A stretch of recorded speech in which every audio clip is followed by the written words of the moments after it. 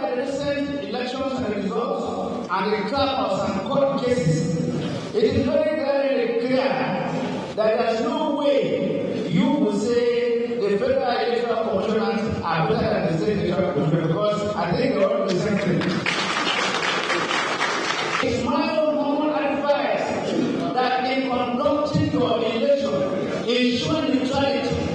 ensure that we will have several people from other parties who also can win as chairman of the Electoral Government Council area. The position of the government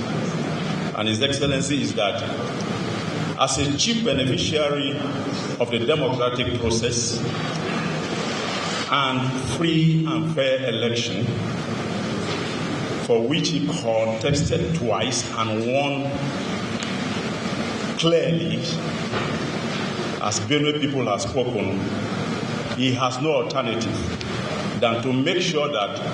leadership as they emerge at the local level will also be